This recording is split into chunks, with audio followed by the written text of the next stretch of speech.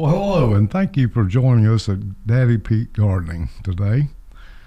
Uh, Here it is, a snowy day in North Carolina, and it seems like we've had more than our share of those in the last couple of weeks. But anyhow, spring is coming, and gardening is going to be here before you know it. So now's a good time to be thinking about it, preparing for it, taking down your notes. Last time, when we were on this segment, we were talking about raised bed gardenings. We're going to do some on that today. We're going to do another one that you can also see later on what to plant in those gardens, and so be thinking about that.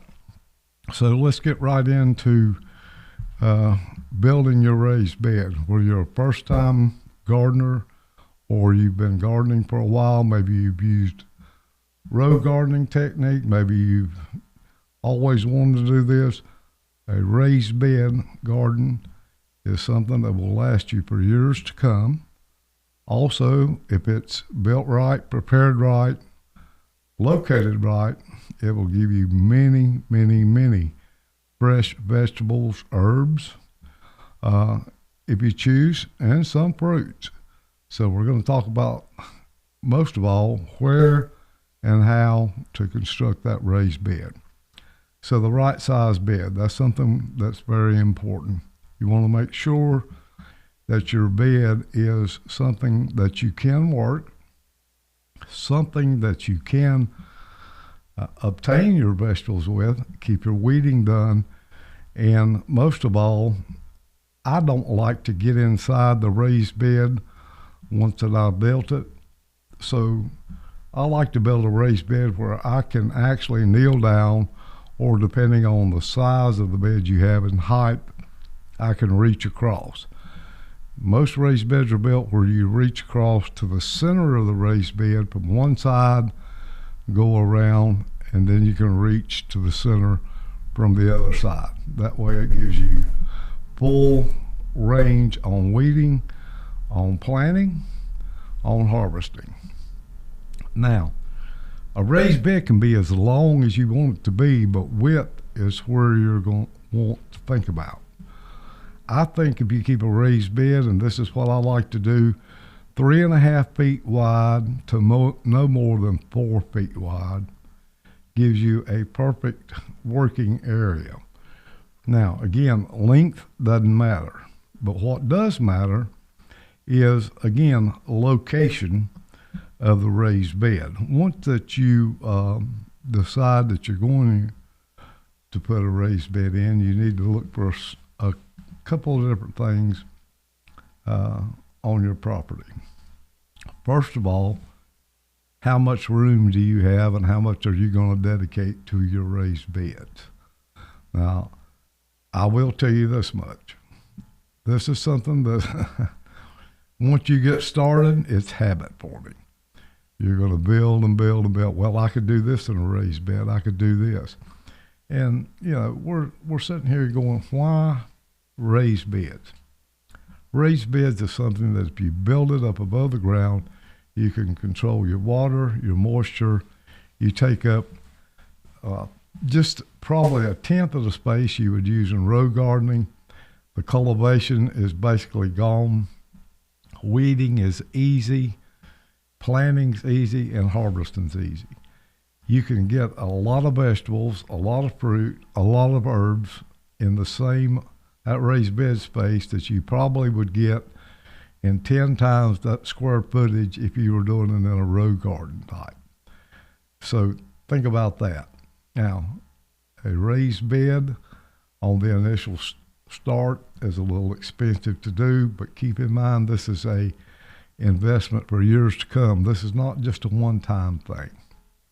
So we're going to go over how you build this bed and how that it can work for you for years to come. Now, a lot of people says, what do I build the raised bed out of? Well, there's always, everybody's got a lot of different ideas, and they've got a lot of different opinions, and especially when it comes to what type of wood. Do I use corrugated? Do I use concrete blocks? Do I use bricks? There's every idea coming and going on building raised beds. First, let me put your mind at ease. There's a lot of people that build raised bed, and there's been studies shown on using treated lumber. Now, there is a difference in treated lumber. If you'll go to your local building supply store or your local lumber yard and look at treated lumber, ask them. Here's what you want to ask for. There are two types of treated lumber. One is in-ground use and one is above ground use. These types of lumber are treated totally different and has different chemicals in them for the use that they're really designed for. The in-ground treated lumber is one that I do not, and let me repeat that again, I do not recommend for a raised bed garden. If you're buying treated lumber that is labeled for above ground use only, then that should be fine. If you'll go back on the NC State Extensions page, you can see where Irv Evans did a study on this several years back, and there was no leachate found coming from the sides of that lumber or even in the ground. So it was deemed safe to use. Another thing that you could use, a lot of people, and I've noticed some of the lumber yards, some of the sawmills around here are sawing red cedar. Red cedar tends not to rot as much like locust. You can find that in this area, and that makes a good raised bed also. I have seen a lot of the raised bed kits that's out now where they use corrugated metal. Again, you still have a chemical when you do treat the metal with a corrugation. Whether I have not seen studies on that, I could not tell you if that's good or bad. I do know they're out here.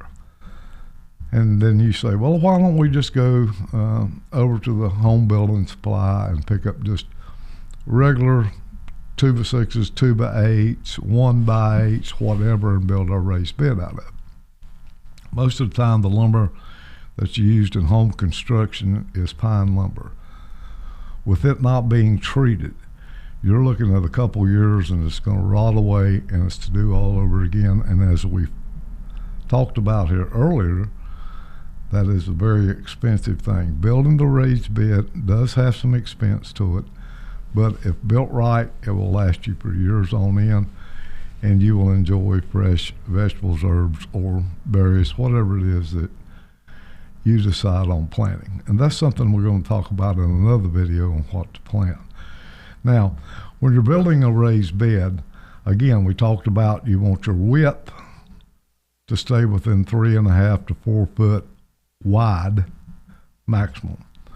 This way it allows for your arm reach and to work the beds as we talked about earlier. But how about height? Now that's a big one.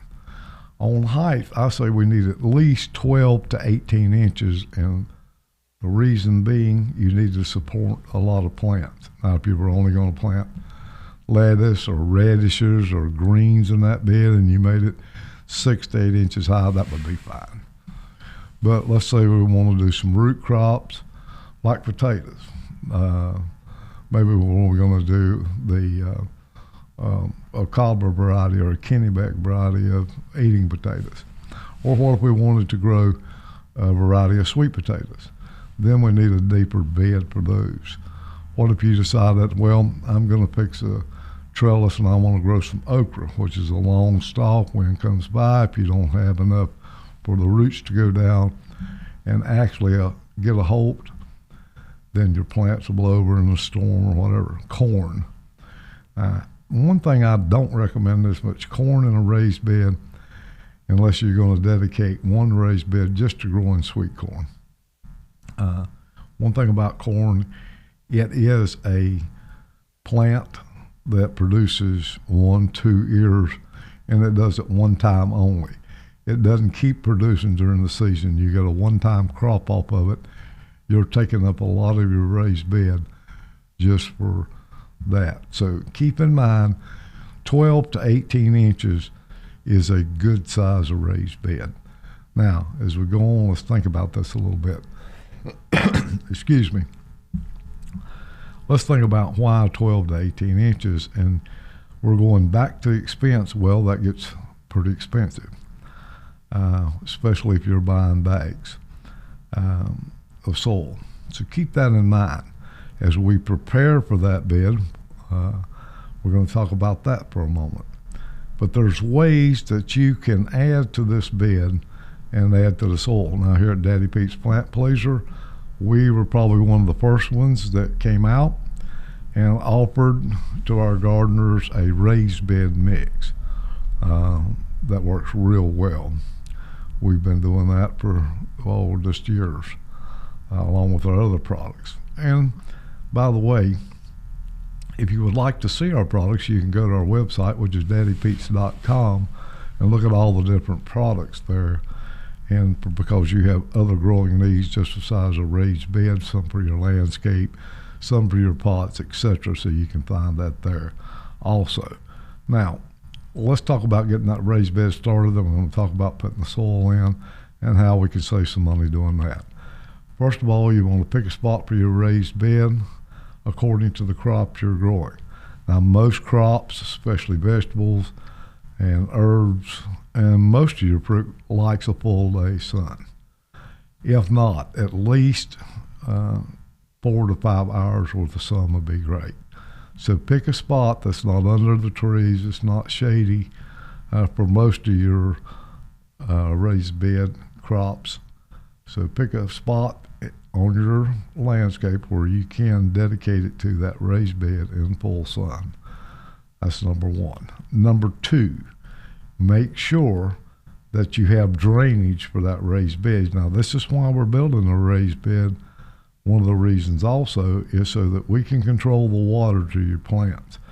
I've actually lost, in row gardening, I've lost a whole spring crop where we've had that one monsoon week of rain come in, then settle in, and it actually will drown your plants. So with a raised bed, it allows the drainage, the excessive rainwater to go on through, and that keeps your crops safe and keeps growing. So make sure that where you put that it does maybe a little slide on the hill, but never down in the lowest part of your area where water may stand with an excessive rainfall and actually flood that bed. So that's something else you want to take in mind when you're deciding where to put that raised bed. Now, once you've got your spot decided, first go in if you've got grass of any type, any type of growth over the ground, you need to lay out your bed and what you're going to place it as at least a foot on each side and each end wider than what the bed is. Make sure that you dig down into your, whether it be grass or whether it's weeds, some old shrubs or whatever, you need to dig down at least 4 inches into the ground and completely get rid of that soil and grass and all of the debris. You want to start new. Go ahead then, construct your raised bed. Again, I would suggest 12 to 18 inches high. Now, we've got that done. A lot of people like to go in and on the internet, they use this terminology, lasagna gardening. I don't like lasagna gardening. Here's the reason why. A lot of people use cardboard on the bottom. They'll line it in cardboard, stacks of cardboard, or some type of newspaper. Again, they'll also gather all the sticks, the limbs that fell out of the garden to fill up the raised bed to try to save on that. I do not recommend that. Number one, when using cardboard, you don't know the chemical that's been used to make that cardboard. Number two, when you're pulling sticks and limbs and yard waste out of your yard and along with the edge of the woods or in the woods, you don't know what insects or what disease you're bringing into your bed. So again, our raised bed is a long-term investment. So let's make sure that we do that with. Now, I do understand, like I told you, that when we first start out, set your raised bed down on the open ground. That's fine. Then many bags of any type of raised bed material or whatever would be expensive, and it's a one-time, first-time thing. But in order to help deter some of that cost, if you would like to, again, we're at Daddy Pete's, we offer 3 different types of mulch that would work good. If you're doing a 12-inch bed, you can do 3 to 4 inches of mulch in your bottom layer to start out with in your raised bed, which again helps with ample drainage. And that could be our pine bark mulch, our pine bark mini nuggets, or our hardwood mulch.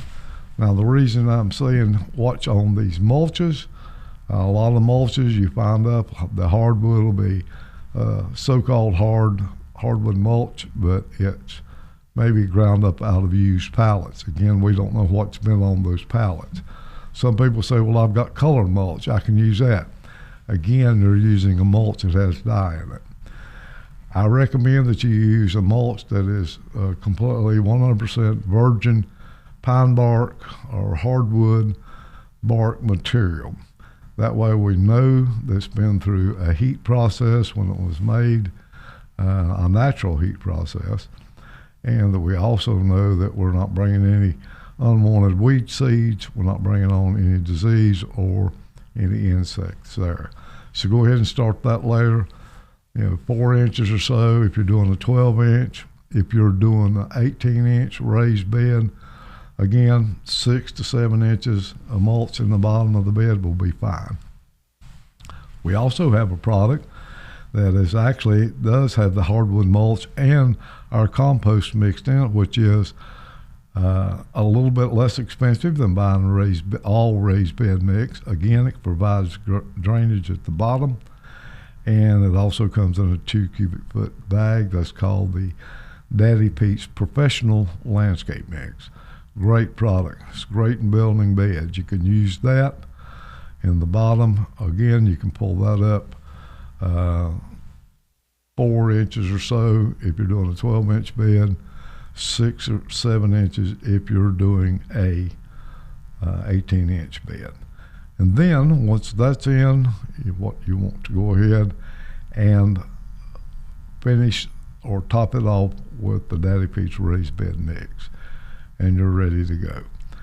Around the outside of the bed where we cleaned that 1 foot there, that's a good place. If you do want to put just a little bit of a landscape cloth down, add some mulch around it, some stone, whatever that works good with your landscape to decorate a little bit would be great. Keep in mind though, mulch would probably be better because you're probably going to be down on your knees working those beds, so think about comfort also. Now, when building these beds, there's some other things that we need to consider. When you build your bed, be thinking about what you're going to plant in that bed for long term. Another thing you can do with these raised beds is you can put trellises on the long side of one or on the ends of one, and you can use that for some of your different vining vegetables like cucumbers, which works well for that. Another one is climbing beans. You can do that.